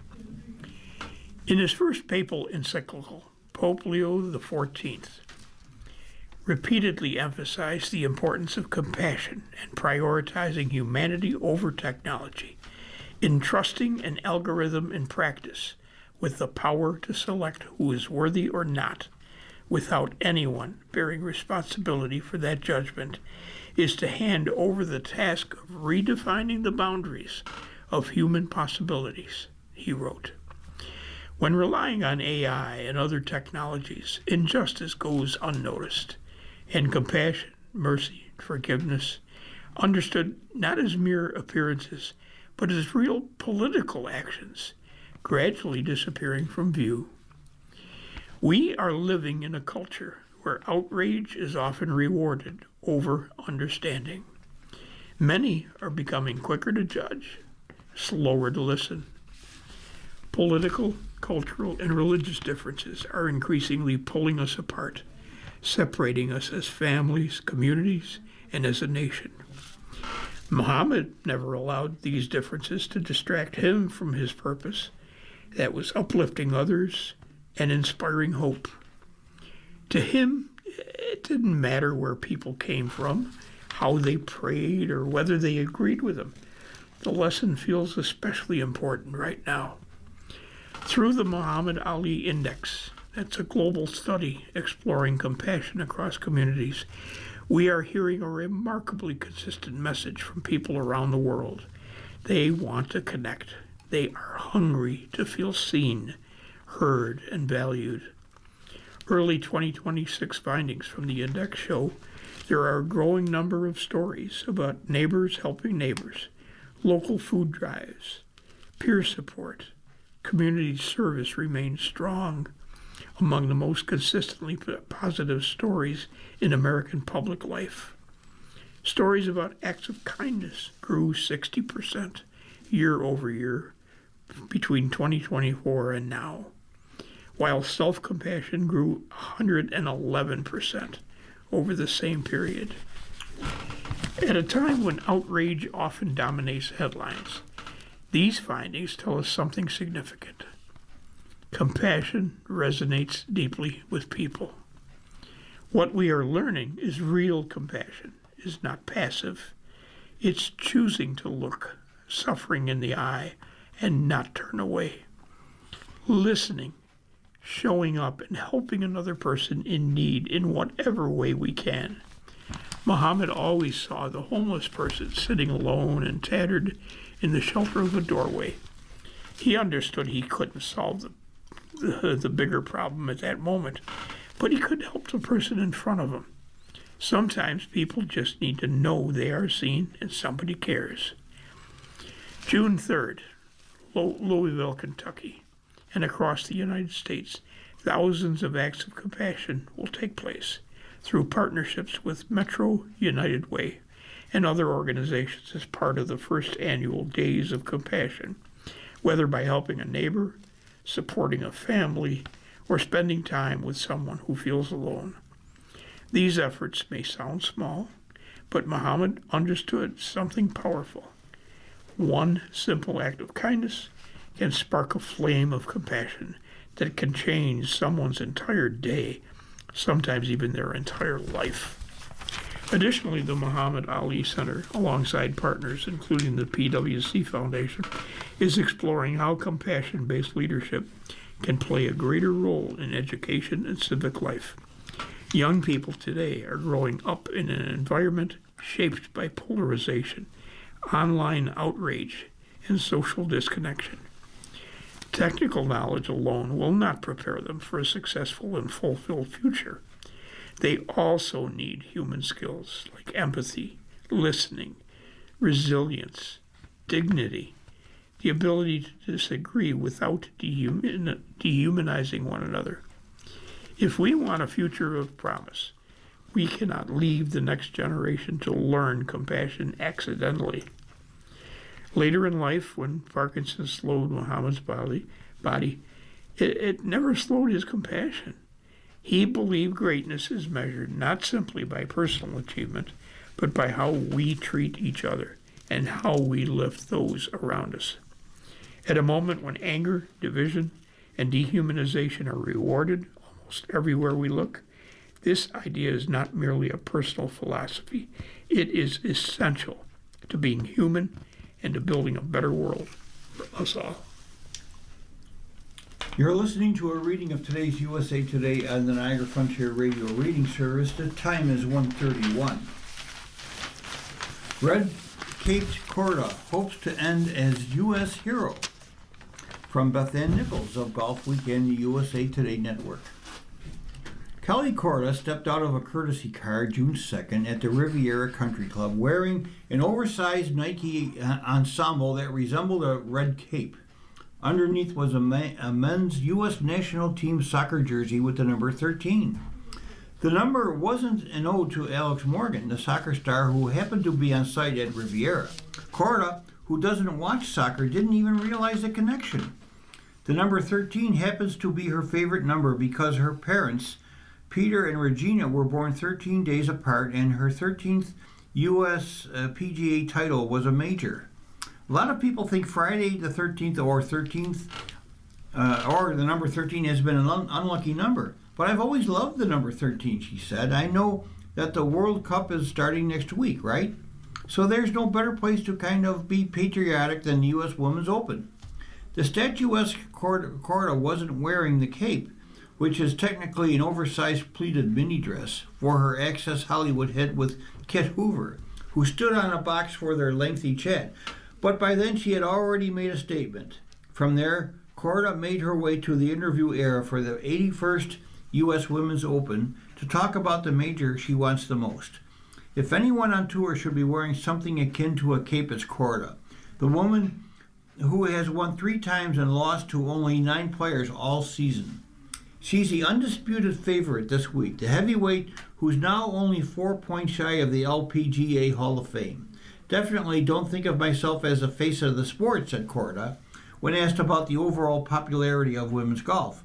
But I would say that it's growing. I've seen, like, from my rookie year or even just maybe 2023, it's amazing to see how many dads and little girls come out to our events. A Korda victory this week would be the biggest thing to happen to the U.S. Women's Open since Michelle Wie West won in 2014 on Pinehurst number 2. No current world number 1 has won the championship since LPGA Hall of Famer Inbee Park in 2013. Even Korda's closest rival, number 2, Gino Thithakal, is watching her closely. During her pre-tournament press conference, Thithakal said the way Korda keeps her practice light on tournament weeks, no lengthy grind sessions on the range, is impacting the tour. I feel like that's kind of inspiring a lot of players, said Thithakal, that you did all the hard work in your off week. Last year at the U.S. Women's Open at Erin Hills, Korda finished tied for second. Her best finish in 11 starts, and left Wisconsin hungry for more. Last year was just a weird year of a kind of not necessarily playing my best, but also when I did, not getting the bounces or just missing by a centimeter here and there, she said. Last year was just a weird year. I'm sorry. But I also learned a lot about myself. It made me hungrier to be in those positions. There's no better place to be than in a hunt on the back nine on Sunday at a major championship, especially at the Women's Open. It would have been a lifelong dream, but there's more chances. Corda has walked the practice rounds this week with swing coach Jamie Mulligan, a local who can offer plenty of insight on historic Riviera. Why does this championship need an American player wearing a cape? Because an American superstar hasn't hoisted this trophy in more than a decade. Of the last 9 U.S. Women's Opens, the reserved Alison Corpuz is the only American winner. The last 6 U.S. Women's Opens have been won by players from different countries, with Yuka Saso switching from the Philippines to Japan between her wins in 2021 and 24. The championship that once traded hands between the U.S. and South Korea turned into a melting pot of talent. Should Corda win the first Women's Open ever held in L.A. County, she'd be the first player to win back-to-back majors since Lydia Ko did it across 2 seasons in 2015 and 16. Evian NAA inspiration. An American hasn't gone back-to-back at the majors since Julie Inkster in 1999. When Corda won the Chevron in April, she became the first American since Megan Milan in 2004 to win a third career major. What can a heroic Corda winning the U.S. Women's Open on an iconic venue like Riviera do to elevate the women's game? It's the perfect time to find out. Moving into the entertainment section, music, grief. Loss won't slow Shinedown singer. A short article by Melissa Ruggieri of USA Today. Brent Smith has a particular pet peeve when he stays in a hotel. Now, considering he hasn't had a mortgage in a decade because he lives in hotels, he has every reason to appreciate smooth travels. Just tell me if there is construction going on. That's all. The otherwise gregarious Shinedown frontman says. I'm not staying at a Four Seasons or a Ritz-Carlton all the time. I'm staying in a lot of extended stay places where I'm in walking distance to a grocery store. I have an incredible travel agent, Kathy May, and they often choose not to tell her. And then I arrive, and then there are bulldozers outside my room. So it's not exactly conducive to rock star lifestyle, is it? Even if I have to be up at 6 a.m., my overall body clock shuts down at 2 a.m. So, no, he says. Along with bandmates Barry Kurtz, drums, Zach Myers, guitar, and Eric Bass and Eric Bass on bass, Smith spends the majority of the year on the road. The first leg of their Dance Kid Dance tour in 2025 played 54 dates in 11 countries. Act 2 is underway in the United States and will hit Australia and Europe through November. Shinedown is never far from a Billboard chart. The band owns the record for the most number 1 hits on the mainstream rock airplay charts with 22. As 2023's Achingly Vulnerable, A Symptom of Being Human, crossed onto the pop and alternative charts, Shinedown was readying the drop of the equally thoughtful meditation on loss. 3-5-6. Let's try that again. 3-6-5. And a furious guitar rocker Dance Kid Dance. Now those songs appear on the meaty 18-track album EI-8HT, the band's 8th album.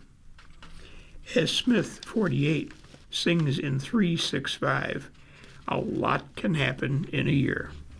And the approachable frontman with the nomadic lifestyle shared some of his recent joyful and painful experiences. The Madison Square Garden show holds a special place in his heart. July 2025, Shinedown played Madison Square Garden for the first time. The venue, considered the pinnacle of live success, was notable enough. It was also the first time all of the band members' parents met. But that still isn't why the show will forever hold a very, very special place in his heart, Smith says. His mom, Patricia Ann Smith, had been on dialysis and cajoled her doctor in Knoxville, Tennessee, into letting her make the trip. The doctor asked, "Why do you need to go?" And my mom said, "Because my son is playing Madison Square Garden." And he was like, "Got it, go." The visit also was Patricia's first time in New York, and it would be the last. She saw her son perform. I'm always nervous and have to get through that first song. But on that particular night, I walked on stage with a different attitude, and I didn't know why, Smith says. In my mind, I was like, watch this. And the four of us were locked in out of the gate. Patricia died in January. Smith is open-hearted about his grief. I choose to understand that she's not gone, per se. She's everywhere, just not physically here anymore, Smith says. I am the man I am today because of her. All of my empathy came from her, and all of the essence of love that I have in my heart. She taught me that. Now, Smith coping with the loss of Three Doors Down singer Brad Arnold. A few weeks after Smith lost his mother, he said goodbye to his close friend Brad Arnold, singer of Three Doors Down, a man he credits as his teacher when Shinedown opened for the Kryptonite Rockers 25 years ago. We were supposed to be on that tour 2 or 3 weeks. It wound up being 9 months. Every day, man, I would ask him questions, not just about live performing, but the music industry. He never made me feel like I was bothering him. To this day, he's taught me more than anyone else. A few months before Arnold died, the pair, who had been in texting since Arnold disclosed his kidney cancer diagnosis, May of 2025, had a 2.5-hour phone conversation. We were laughing and reminiscing.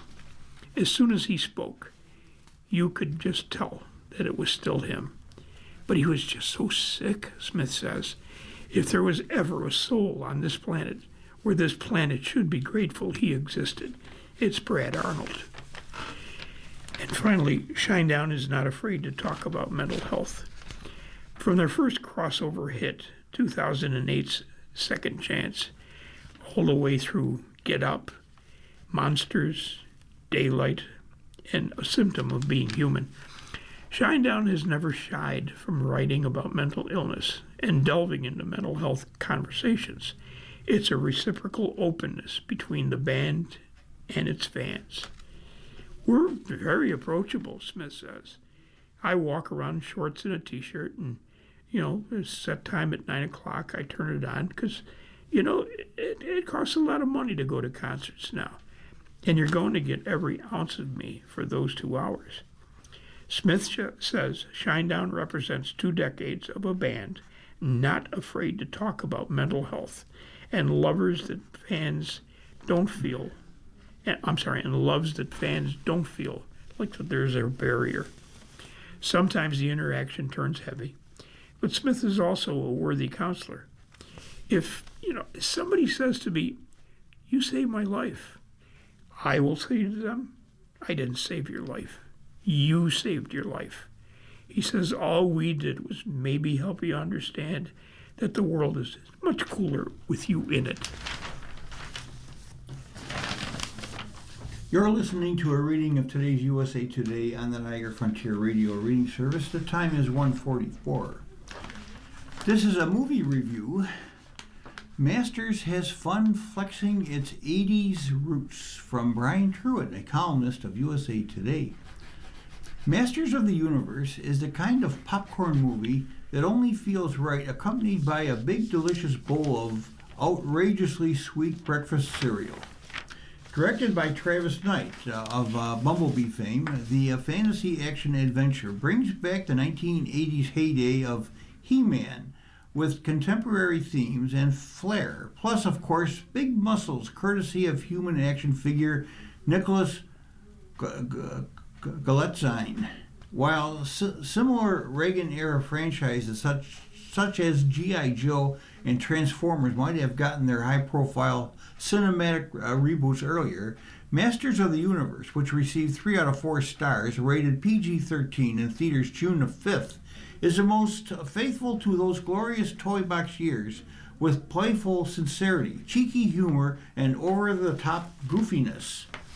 Galitzine stars as Adam, a prince of the realm of Eternia, where pretty much everybody looks jacked.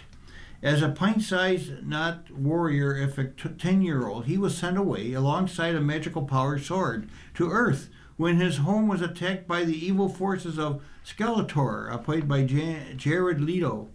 During his trippy journey, Adam lost the weapon he was supposed to protect, and now, as a grown-up working a soulless HR job, he searches for the sword that hopefully takes him to the home Adam remembers through pictures he drew as a child. It's an obsession that affects both his personal and professional lives. But Adam does find the sword, which catapults him into a quest full of punching and self-discovery that returns him to Eternia, reunites him with childhood friend Teela, played by Camila Mendes, and pits him against skull-faced villain Skeletor to save his world. And yes, if you know anything about He-Man, Adam does turn into a ridiculously buff blonde barbarian in a furry loincloth when he holds his sword aloft and yells, "By the power of Grayskull, I have the power." Try it, it's fun. While Galitzine certainly looks the part, what really works is the more subtle aspects he infuses in Adam's character, paired with Knight's vision. Like an awkward man-child, Adam is obviously really in shape under his pink shirt, even though he gets winded easily and avoids fights at first. It's not the bolder biceps, but some growing up he needs to ultimately save the day. One might not expect a well-acted adventure out of something where dudes named Fisto, Ram Man, and Trapjaw are running around, but that's definitely an area where Masters of the Universe surprises. In addition to Galitzine, Idris Elba gets to chew on scenery and a redemption arc as Teela's battle-ready dad, Man-at-Arms, and Jared Leto pulls off his most enjoyable role in years, melding bombastic theatricality and bad boss vibes as Skeletor. He and Alison Brie as his right-hand woman, Evil Lynn, completely understand the merrily malevolent assignment. Masters does take a bit to get rolling tonally. It leans a little serious in the beginning before settling into a pocket of weird, though it never goes full camp. Like 50% more camp would have been okay. It also wears its 80s influence proudly, from Brian May's shredding guitar riffs on the soundtrack and a Queen Highlander needle drop, though Flash Gordon is the film's single biggest inspiration, to paying homage to Dolph Lundgren's forgettable 1987 He-Man flick. The movie clearly is aimed at a certain audience who watched Saturday morning cartoons back in the day, and if their He-Man figure's arm broke off, would use Faker as their resident Eternian hero. If you know, you know. Yet there's enough infectious energy and heart to give this sugar bomb throwback a mainstream appeal more sizable than Galitzine's impressive deltoids. Pink's family shares her Broadway dreams. Patrick Ryan of USA Today writes, Pink knows exactly what you're thinking. The Grammy winner, known for her mind-blowing aerial stunts, is set to host the Tony Awards at Radio City Music Hall June the 7th. That's 8 o'clock Eastern and 5 Pacific on CBS and streaming on Paramount+. With one of her favorite new shows, vampire musical The Lost Boys, also set to perform. Surely she plans to take flight with the head-banging bloodsuckers? I'm not flying with vampires, she assures us with a smirk, amid a flurry of interviews nearly 70 stories above the city at the top of the rock. Now, that said, I'm doing some things. My first thing was, of course, everyone's going to expect to see me fly. And what can we do at Radio City? I literally walk into every building, and I'm like, where can I hang from? What's strong enough? What do we test out first? Now, Pink, whose real name is Alicia Moore, may not seem like an obvious choice to host the Tony Awards, which honors Broadway's best and have been hosted by theater veterans Cynthia Erivo, Ariana DeBose, and James Corden. But two long-running shows use Pink's songs, the Jukebox Musicals and Juliet and Moulin Rouge. And growing up in Doylestown, Pennsylvania, she remembers her ER nurse mother would save her money so she and her daughter could get dressed up, go to dinner, and see a show together. It was my favorite night with my mom every year, says Pink, who's 46. We would go see Phantom of the Opera, Les Mis, La Cage aux Folles. I wanted to be Cosette by the time I was 9, or I wouldn't be cute anymore. I remember the chandelier falling in Phantom. I just loved theater and live performance. It definitely shaped what I do as Pink. Now, the pop star has flirted with the idea of performing on the main stem before. Just more than a decade ago, she got an offer to star in the Broadway production of rock musical Hedwig and the Angry Inch, for which Neil Patrick Harris won a Tony. I once had the opportunity to be the first female Hedwig, and I should have done it, she says. But it was 10 years ago, and I was probably in Germany on tour. There's been a lot of opportunities, but also I'm very codependent, or as her therapist tells her, attached. I'm very attached with my kids, says the singer, who shares daughter Willow, 15, and son Jameson, 9, with her husband, former motocross racer Carrie Hart. They come with me on tour. They come with me to catering, and we travel together. I cannot imagine 8 shows a week where I'm not telling them what to do or finding their iPad for them. I mean, stupid answer, but it's my truth. It's a real commitment. And who knows? She still might step into Hedwig's platform heels one day. Wouldn't that be amazing, she says with a grin. The 80-year-old Hedwig when my kids are in college. Right now, Pink is more focused on helping Willow achieve her own Broadway dreams. She has sung on stage and even recorded with her mom many times through the years, and the family recently moved to New York so she can continue studying acting and dance as well. Eventually, Willow hopes to enroll in the theater program at either Carnegie Mellon University or the University of Michigan.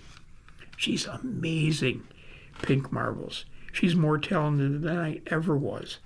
I think she's got a shot. She's in this for the long haul. She also gets straight A pluses, which makes me wonder, is she my daughter? When Pink stepped in to guest host the Kelly Clarkson Show in March, Willow appeared in a variety of segments, from interviewing cast members from Broadway's Ragtime and Maybe Happy Ending, to duetting with her mother on a ballad from The Outsiders. Pink even asked her daughter to perform together on the Tony Awards, but she's really hung up on this whole Nepo baby thing, Pink quips. It's a shame. Now, jokes aside, Pink says that seeing Willow's respect and dedication to theater has been inspiring as she prepares to host the Tonys, which will open with a 7.5-minute number featuring almost 170 people. She's all business, and I'm kind of a jokester, so I've learned to be more serious and to pay attention when people are teaching you things. I actually got to go back to my own life and rehearse for a couple of shows. My choreographer was like, "Why are you being so serious?" Well, I was like, "This is the new me. Now I'm serious in rehearsals." Although mother and daughter both live and breathe Broadway, the boys of the family haven't been converted quite yet. Carrie likes dirt, Pink says, laughing. If there's a play called Dirt, he's going to love it. Now, Jameson is a theater kid at heart. Man, he just doesn't know it yet. He's very funny, and he can sing his little butt off, but he tends to prefer Stevie Wonder runs over show tunes. Between the Tony Awards and her week-long stint hosting the Kelly Clarkson Show, there has been rampant speculation online that Pink may be preparing to take Clarkson's seat when she leaves the daytime talk show later this summer. But the charismatic singer waves off any suggestion that she's itching to host more TV gigs in the future. No, I don't know what I'm doing, she says good-naturedly. I'm just here to be Kermit the Frog and celebrate everybody else. From the Lifeline, how was your day? Robin Quivers. Robin Quivers is officially cancer-free after battling the disease for more than a decade. The longtime Howard Stern show co-host, who was diagnosed with stage 3 endometrial cancer in 2012, made the announcement during the radio show's June 1st episode. Quivers, who is 73, said she felt like a brand new person after receiving the news, describing herself as a person who's won the lottery and can't believe their eyes when they're seeing all the numbers. Stern called it the best news ever and an unbelievable miracle. He also told Quivers, "I love you, and I am so happy for you." You've been listening to a reading of USA Today for Thursday, June the 4th, 2026 on the Niagara Frontier Radio Reading Service. We read USA Today weekdays at noon. For more information, call 716-821-5555. And finally, your readers today have been Ken Drost and Jim Duffy. Welcome summer with your Niagara Frontier Radio Reading Service. We're planning a summer bash bigger and better than ever before. It's Friday, June 26th at Creekside Banquet Facility in Grove, located at the corner of Union Road and William Street in Cheektowaga. You're invited to enjoy a buffet chicken and pasta dinner, your first drink on us, a basket raffle, and Buffalo Music Hall of Fame party band The Boys of Summer from 6 to 9 p.m. Tickets are $50 and support the 160 volunteers who read all the programming offered by Radio Reading. That's Friday, June 26th from 6 to 9 p.m. at Creekside Banquet Facility in Grove in Cheektowaga. Get your tickets now by calling 716-821-5555 extension 3 or online at nfradioreading.org. Thank you to New Era Cap Foundation, Tyverin Law, and Perry's Ice Cream for sponsoring this largest event of the year.